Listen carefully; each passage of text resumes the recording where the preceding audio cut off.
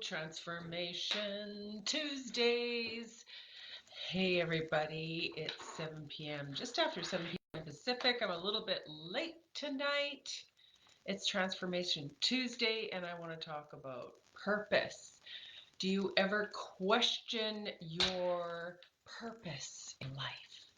I'm sure many of us have questioned our purpose in life. But I want to talk to you tonight and give you a few tips to really kind of narrow that down. First and foremost, if you're jumping on with me tonight, please leave me a comment. I'll see it here, hopefully, and we can engage and chat back. Otherwise, if you're watching the replay, please just hashtag replay where you're coming from. And I hope you can hear me okay. I'm getting that slow speed FPS thing again. I'm not sure what that is. I'm going to have to figure that out. Anyways. Are you ready for the snow? We're expected to get a lot of snow here today. Also, I'm going to give you a little bit of a reading today. I didn't do cards today. Today I'm going to pick a page from the book. So let's talk about purpose. Do you know your purpose? Or do you have a purpose? And if you do and you know your purpose, drop it in the comments for me. I want to know if you know your purpose. You know, all too often we talk about purpose, and I don't know about you, but I think purpose changes and evolves over time. I think most of us come here with our soul blueprint, but as we are here, you know, spiritual being having human experience, we do have free will while we're here to change things. And so, um, and I think most of us at some point in our lives go through periods of time where we're wondering what our purpose is because we might be going through some sort of change. And let's face the facts, the world is going through a whole change. The whole planet is going through a whole change. There's so many things going on in the world. But what you want to focus in is on for me, I have to focus in on the positive. Yes, there's a lot of things going on in the world, but my purpose is to bring positivity, encouragement. That's my purpose on the planet. Um, and maybe yours is too. There are a lot of us here right now, especially any of the healers, light workers. You know, it's time for us to kind of step forward and do our work now, because the planet needs healing. And so if you've been wondering what your purpose has been for the last few years, and I'm sure most of us are because of everything we've gone through, we're all questioning, right? Some of us have lost jobs, some of us are changing careers, some of us are moving countries, provinces, houses. There's a lot of change going on the planet right now. And so what I find from conversations I've been having, that some people are questioning what their purpose is now at this point, but your purpose is forever evolving. I don't think we have just one purpose. Although we have innate gifts that we can bring to the planet, I think our purpose can change based on how we feel and the direction we're choosing to, you know, take the path that we're choosing to take at this point in time in the game. And some people might be just still in contemplation, but we're into 2024. And if you want to have a meaningful 2024, I think there's some things we need to do to make sure we do that. Sorry, guys, this thing keeps flashing up, so hopefully you can hear me. Drop me a little heart or something. There's 7 things. I'm just going to go through 7 with you tonight that I kind of sat down and reflected on.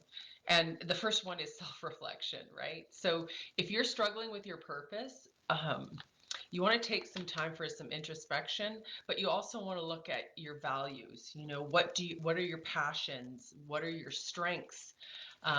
What is it you feel called to do? Another way of doing that is to consider some of the activities that you've been doing. How are they feeling for you? Like, do you feel joyful? Do you feel happy while you're doing them?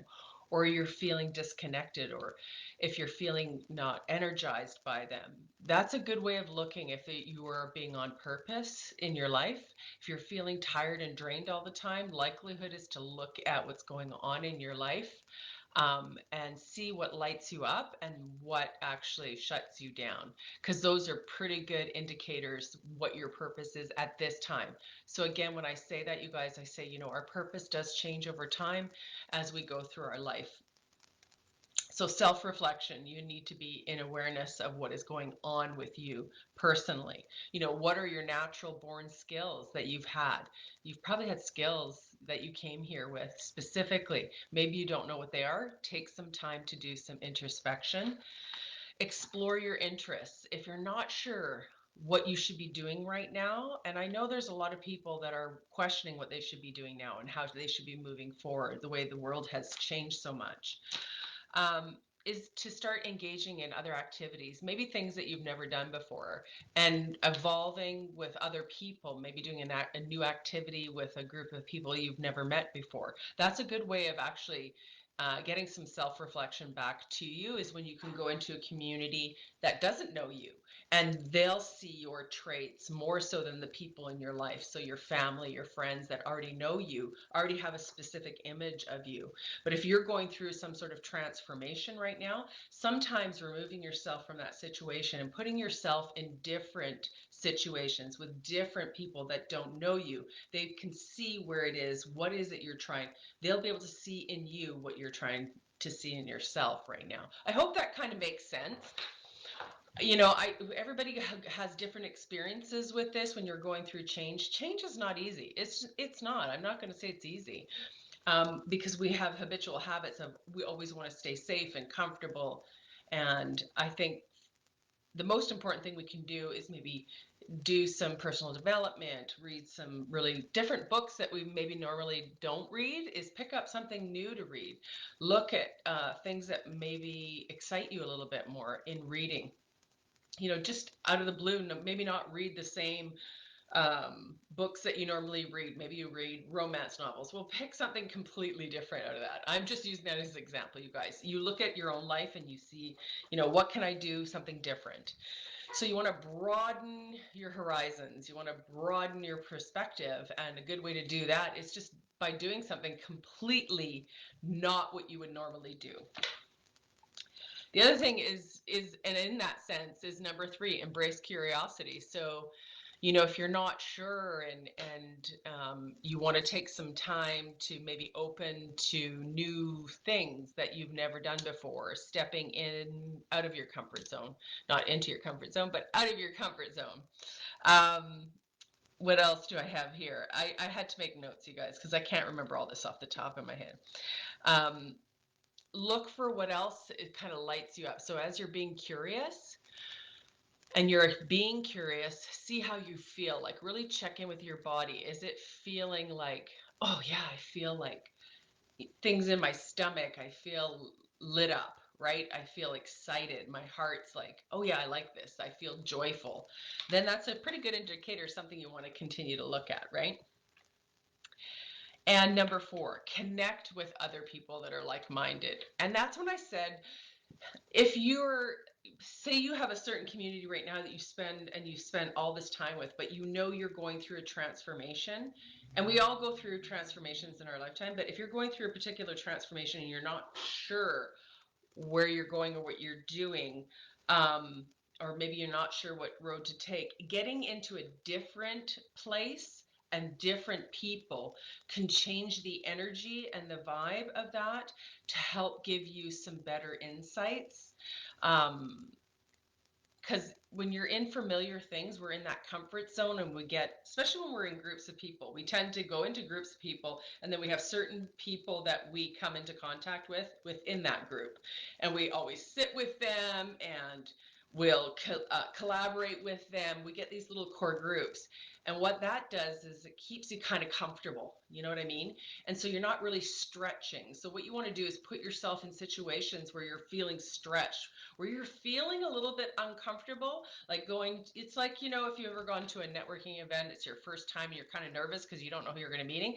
Well, if you've been going to the same networking event for the last year or 2, 3, 5, or 10, you might need to change that up because the energy there is going to be the same as it's been.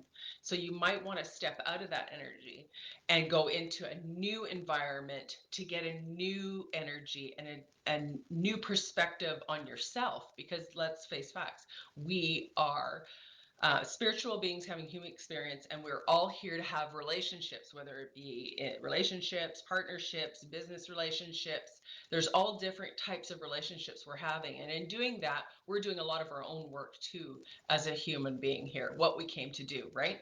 So we're meeting those people, coming into contact, and that's for our own personal growth. Just like, you have people in your life that come and then they go. And then you have people that stay and you have people that go. And it doesn't mean there's anything wrong with them, there's anything wrong with you. What that means is your contact, everything that you've learned or they've needed to learn from you is done. So it's like kind of the contract's over, we're moving on. So, but be careful because we get into these comfort zones and we always want to go back to the same place because we feel safe, where really we want to step up. If you want growth, you've got to step out of that circle. You know that circle, I think it was Simon Sinek. He does the circle of, your why or whatever. You got to step out of your comfort zone, and there's like different stages of it. If you haven't seen it, you can see it on YouTube. You can find it there. The other thing you want to do is you want to set meaningful goals. Like, you have to have a goal. So and I always say, if you don't know your purpose, what is it you want to do right now? Figure out a goal. And then as you step through and do that goal, you're going to have growth and you're going to see potential. And that will also let you know, oh, yeah, this is what I want to do. This is the path I want to go. This is what I want to do. Or it will actually tell you, no, this doesn't feel good. I don't get any joy out of this. I don't want to work in this place. I don't want to be around these people. You got to listen to the energy around you. We all have that ability to be able to tap into that energy and know what's right or wrong for us. So when you set goals, you're more apt to pick goals that are for your purpose. You will just innately do what you what is slow down, Sonia. Back up the truck. So when you're setting goals and you're choosing a life direction, and it's your purpose, you're going to take little steps along the way. It's not like, okay, this is what I'm going to do and this is the end result. There's all these steps that you have to create to get to that end goal. Here's what I will say. When you start a goal, you might be starting a goal and you get through some steps and you'll have some challenges and you'll have some wall kicking moments and you have some growth, and you'll have some failure and you'll have whatever. As long as you still are looking and striving for that goal at the end and you feel like driven for it, then keep going. But if you find that you're exhausted all the time and tired and you're not happy and you're feeling drained, that may not be the goal you're supposed to be going for. That may be the time for some introspection. And that goes back into what I always like to do is working with the cycles. I work with the cycles of the moon and the sun, and then we also cycle the seasons. And right now we're in the winter season, right? So you want to think about that when you're setting your goals. The other thing is, know that there are going to be setbacks. It doesn't matter what you choose to do. Even when you're on purpose, you're going to have setbacks. And if you really are on your purpose, those setbacks, yeah, they'll knock you in your chair. But it's like, you go to bed, sleep on it, and you wake up the next day and you're driven to go again. That's when you know you're on purpose. You just know, because even the setbacks, even for a moment when you want to quit or not do it anymore, you give yourself some time to regroup. And I like when I feel like that, I just have to go do something, right? For me right now, that's playing music. So if I just play music, it kind of takes me out of that, oh, I just hit a wall, I'm trying to accomplish a goal, and I keep kicking the wall and it's not working for me. I will go and play some guitar, listen to some music, or go dance in my studio. I will do something that takes me out of that, so that when my mind is clear from that, when I go back to it, I know I know what my purpose is, and I know I'm in service to others. That's what I'm here to do. And so even though I have those moments where I think, oh, do I really want to do this? Do I really want to continue down this path? and then it's like you kind of sleep on it. You know what I mean? I go dance on it. So you may want to try that. So find things that you can do that are going to take your mind and like kind of just shut it off and get rid of the stress from that. Find outlets to release that and move that energy through your body. Because I will say that you don't want to get that energy trapped in your body, right? We want to move it, we want to keep the energy moving and flowing, and then that keeps you in the flow to get you to your goals while you're on your purpose. um this is number one, and okay, you guys, I'm going to be honest with you. This one is a hard one for a lot of people, and even for me sometimes. You have to listen to your intuition. You've got to listen to it. Have you ever done where you've listened to your intuition and then you went against it, and then you went later and you went, oh, I knew that? We do that. We all do that. Anybody that says they don't do that and their intuition is just bang on and they never make a mistake, wrong, not true. It's all part of the process of learning and what we're doing here. But you have to listen to your inner voice. And I don't know about you, there's times when I haven't listened to my inner voice, and for sure, the lesson is shown to me at some point in time down the road. I go, oh, I should have listened. How many times have we all said that? Pay attention also to things that are going on around you. Are there synchronicities coming up? Are there situations that maybe don't feel good and you're not feeling comfortable? Then that's probably not a situation you need to be in, right? It's like, when you walk somewhere and you kind of get that feeling like, oh, I don't want to be here. It's like walking through the parking lot, shopping mall parking lot in the dark or something. You're going to your car, you get this uneasy feeling, but you keep walking to the car. And sometimes, I had that happen. It was a friend of mine that happened to years ago. She had but it was Christmas time, right? She wanted to go to the store. She was doing last minute shopping, and she had this feeling. She said when she was walking out to the car, she had this feeling, and sure enough, she was putting her stuff in the trunk of the car and she got robbed. Luckily she was okay, but she didn't listen to her intuition when she was walking to the car. She felt uneasy. She didn't go back to get some help or some assistance. She just didn't feel right. She was in such a hurry. She thought, nope, it's in my mind. Let's just go. And that's what happened. Thankfully, everybody was safe. But the fact is, she got robbed of all the presents she just finished buying. So that wasn't so fun, right? So again, not listening to your intuition. I think it's really important that you check in with yourself on a regular basis, and sit with your own thoughts. It's so easy, we get distracted every day. There's TV, there's radios, there's people, there's places, there's lots of distractions. And the best way to touch on your intuition is to really spend some time alone in quiet, so that you can kind of check in with your higher self, make that connection. That's going to help you connect you with your guides, your spiritual team that's here with you, and when you're connected with them, those feelings are more pronounced. I know, that's something I've done for years, where I felt like, oh, the hair stands up. I mean, we have hair on our body for a reason. The hair stands up on ends, something's wrong. So you go into a situation, you need to get out of the situation. It's like you meet somebody and you just have this uneasy feeling about the person. Listen to that. Just listen to that the first time. Don't wait for the third or fourth time, right? So those are the things. So number one, self-reflection, taking time. Two, explore your interests. What do you really like? What lights you up? Or doing something new and seeing if that lights you up, because we want to experience life. We don't want to be just doing the same things over and over. That's not what we came here to do. You know, and that's, it's so important, because it's going to lead me into what I'm going to read to for you tonight, because somebody said a long time ago, and it's so important statement. Number three, embrace curiosity. Be curious. If you're not sure, be curious. Ask questions. Be around people maybe you don't know. Get to know people in different groups. Connect with like-minded. That's number four. Set meaningful goals. They have to mean something to you. Otherwise, you'll just throw them off to the side. They have to have meaning. And remember, when you set a goal or you set an intention for yourself and you say you're going to do something, when you don't do it, you're out of integrity with yourself. And so when you're out of integrity with yourself, it's very easy to be out of integrity with other people. So just remember that. right? If you can't be in integrity with yourself, how can you be in integrity with others? So you come first. So if you say, I'm getting up at 5 in the morning and I'm going to the gym at 6 a.m., you better say that. But don't say it unless you're willing to do it, because if you don't do it, then you're out of integrity with yourself. And that is the first thing you want to remember to do. Okay. Learn from your challenges.